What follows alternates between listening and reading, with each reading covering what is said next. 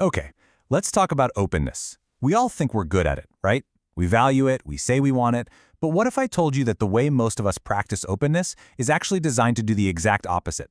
Yeah, it often completely backfires. Today we're going to break down why that is, and more importantly, how to actually fix it. You know exactly what I'm talking about. You've just poured your heart and soul into a presentation, you get to the end, you feel pretty good, and you say those magic words. Any questions? And nothing. Just crickets. A room full of blank stares. It is the worst feeling, right? It's like your bid for a real conversation just ran full speed into a brick wall. Why does this happen over and over again? So let me tell you a quick story. It's about a presenter named Tuo Buhua. She had this huge presentation to give to senior execs, and she prepped like crazy. I mean, every slide was perfect, every word was memorized. Her presentation was so polished, so airtight, that there was literally no space for anyone to jump in, no crack to wedge a question into. And the result? They loved it. They told her, "Wow, you're a fantastic speaker." And that was it. She gave a perfect monologue, but she totally failed to start a conversation. She learned absolutely nothing from the very people she needed to hear from the most. Or how about this one? Picture a product manager sitting down with a user, supposedly to get feedback. The user offers a suggestion, and the manager immediately shoots back, "Oh, that feature's already there. You probably just missed it." Okay. So the user tries again with another idea, and the manager goes, "Well, that's likely because someone on your team isn't using it the right way." You see what's happening? By the third try, the user just shuts down. They give up. The manager was acting like he wanted feedback, but really, he was just defending his turf. He wasn't listening at all. These two stories, they're not just random anecdotes. They are perfect examples of something we can call fake openness. It's a performance, you know? It's where we look like we want input, but deep down, all we're doing is protecting our own ideas, our own ego. We're just broadcasting our signal out with no intention of receiving anything back. It's a totally closed loop, and it kills any chance of a real progress. Okay, so here is the big shift, the real game changer. We have to completely rethink what openness even is. It's not some fuzzy, feel-good attitude. It's not about just being a nice person. Real, true openness, it's a system. It's not a solo act, it's a data exchange. It's like taking your computer that's been offline and plugging it into the internet. Suddenly, it has access to a whole universe of new information that makes it way, way smarter. And that brings us to a much better definition. So, what is true openness? It's the ability to actually receive new info from other people, process it with what you've already got in your head, and then, this is the key part, output a better result.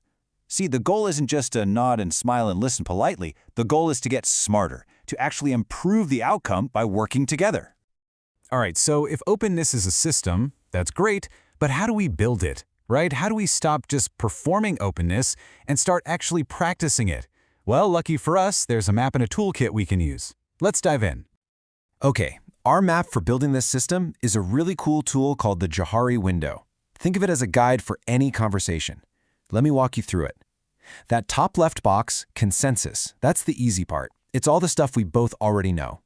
But the real magic, the real opportunity, is in the other three boxes. You've got my blind spot. That's stuff you know about me that I have no clue about. Then there's your blind spot, what I know that you don't. And then the really exciting one, the shared unknown. This is the new territory, the discoveries we can only find if we explore together. So the whole point of an open conversation is to make that consensus box bigger by shrinking all the others. So how do we navigate this map? It's a simple four-step process. Step 1, you start with what you know. Just get it all out there on the table. Step 2, you have to take an inventory of what you don't know. Be honest about your blind spots.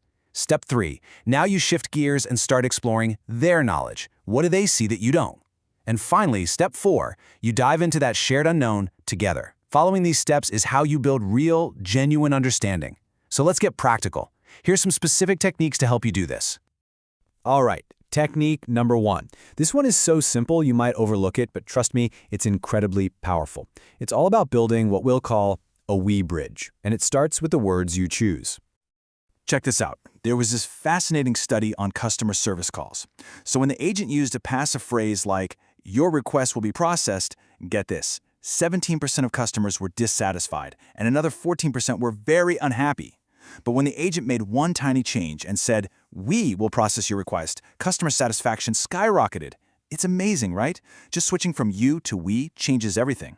You can make people feel defensive, like they're being judged, but we instantly makes it feel like you're on the same team, working on it together. So, let's bring this into your world. A super simple example. Instead of saying something accusatory like, "Your report is late," try flipping the script. Say something like, "Hey, I was waiting for that report. What can we do to make sure it gets in on time?" See that? It's a tiny change, but it completely reframes the conversation from blame to teamwork. Okay, technique number 2 is less about specific words and more about a really powerful mindset shift. This is especially useful in those tough, awkward conversations. And the core idea is this: the problem is ours, but the responsibility is mine. Let's use an example. Imagine you didn't get the annual award at work. Your boss pulls you aside and asks how you're feeling.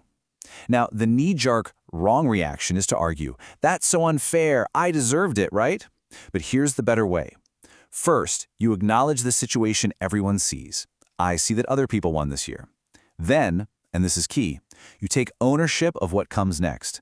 I'm going to take responsibility for figuring out the gap in my performance so I can do better next time. What you're doing is sending a powerful signal. I'm your ally in this, not your adversary. And for our last technique, let's circle all the way back to that dead silence we started with, the any questions problem. Here's the mistake most of us make. We save up our one big request for feedback until the very, very end. But true openness, it isn't a single event. It's a continuous process. So instead of that one big, useless any questions at the end, try sprinkling in smaller, smarter cues throughout the conversation. For example, asking, "Did I explain that clearly?" That puts the burden on you, not them. Or call someone out by name. "Sarah, you're the expert on this. What's your take?" That shows you actually value their specific input. And don't be afraid to show a little vulnerability. Saying something like, "Honestly, I'm a little stuck on this part. I'd love to hear some ideas," is a huge invitation for people to jump in and help you build a solution. You know, all of these techniques really boil down to one core philosophy. It's a principle Stephen Covey talked about a lot, and it's summed up in this powerful phrase, "Cao Ci Zai Hua."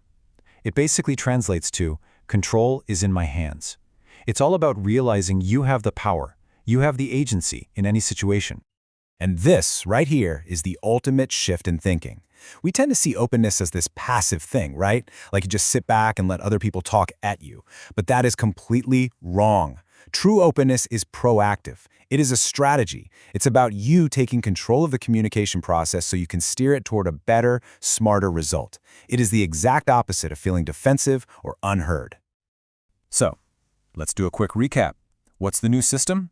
First, redefine openness. It's not an attitude, it's a system for getting data. Second, frame it right. Use we and I to build bridges, not walls. Third, own it. Take responsibility for your part of the solution. And fourth, queue for input all the time, not just once at the end. That's it. That's your system.